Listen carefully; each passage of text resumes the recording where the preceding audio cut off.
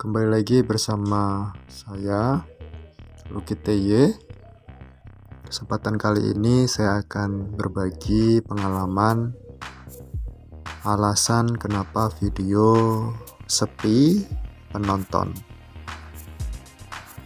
Jadi bagi kalian yang sudah lama masuk ke dalam dunia YouTuber dan YouTube kalian masih belum berkembang, kemungkinan besar hal-hal yang akan saya jelaskan ini terjadi di channel kalian.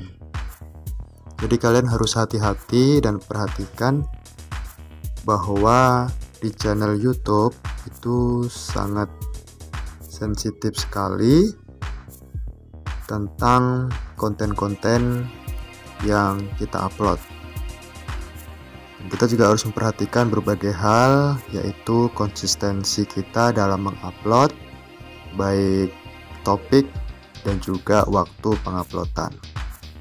Tapi di sini saya akan menyampaikan kemungkinan besar hal yang terjadi dan membuat channel kita sepi dari penonton.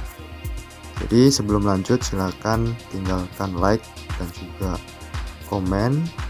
Dan juga jangan lupa aktifkan tombol notifikasinya dan subscribe tombol channel ini. Oke, langsung saja. Jadi ketika kalian mengupload video, seperti biasa, upload video, kemudian kalian memilih video yang akan kalian upload.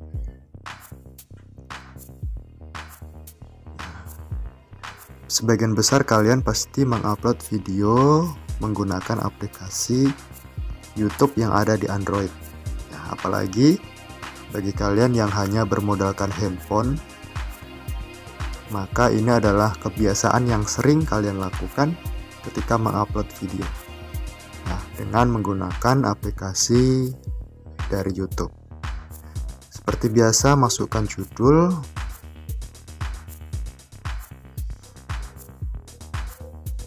Ini hanya contoh ya. Kemudian deskripsi kita tambahkan. Nah, di bagian inilah yang penting, bahwa ketika kita upload menggunakan aplikasi YouTube, maka metadata atau informasi tentang video itu sangat minim. Ya, kita hanya bisa menambahkan judul, deskripsi, dan juga visibilitas. Ya, juga lokasi dan playlist. Dan data ini tidak akan cukup banyak menolong kalian untuk membuat video Anda itu ditemukan oleh orang lain. Nah, jadi metadata yang kita sampaikan atau kita isi di kolom aplikasi YouTube dalam proses penguploadan ini belum lengkap sama sekali. Jadi kita harus melengkapi data-data ini dengan menggunakan aplikasi YouTube Studio jika kalian menggunakan handphone sebagai modal utama dalam menjadi YouTuber.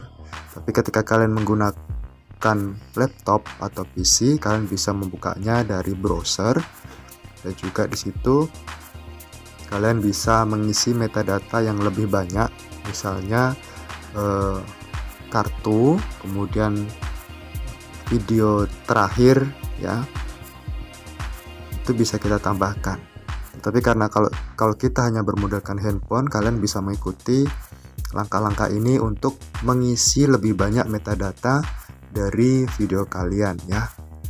Saya pastikan kalian juga sudah menambahkan deskripsi. Nah, di bagian deskripsi ini kalian harus menambahkan semaksimal mungkin, ya. Di sini tertera 5.000 huruf, ya, dan kita semaksimal mungkin harus menggunakan sebanyak mungkin, ya, jangan hanya sederhana, ya, karena itu juga akan menjadi data dari video kita, ya, dan data itu akan dikelola oleh YouTube, dan YouTube akan menyampaikannya atau memberikan video kita ini kepada orang yang sesuai dengan apa yang menjadi konten dari video kita, ya. Dan kita akan menambahkan metadata yang lain. Maka dari itu ketika kalian mengupload, jangan pilih visibilitasnya ke bentuk publik. Ya, kalau kita pilih ke bentuk public sebelum kita melengkapi metadata dari video kita ini, maka video kita ini akan terlanjur terekspos ya, terupload, kemudian dengan data yang sangat minim. Dan kalau kita akan memperbaiki lagi, maka itu akan merusak kualitas dari video kalian ya, rankingnya bisa menurun, dan juga metadata yang lainnya akan merusak dari video kalian ini. Maka sebelum kalian mengupload, pastikan pilih ke pribadi ya. Untuk ketika kita pilih ke pribadi, maka kita edit nanti di aplikasi YouTube Studio, itu tidak akan merusak video kita karena video kita belum terekspos ke dunia luas ya oleh para viewers kita. Maka setelah kita pilih pribadi ya, kemudian kita pilih seperti biasa, kemudian kita pilih upload. Nah, setelah kita upload, kita akan masuk ke YouTube Studio. Jadi setelah kita menguploadnya, maka kita akan masuk ke YouTube Studio. Di YouTube Studio ini perhatikan di sini gambarnya adalah kunci atau gembok ya, ini menandakan tanda upload untuk pribadi atau private. Setelah itu kita akan masuk, kita akan pilih pensil.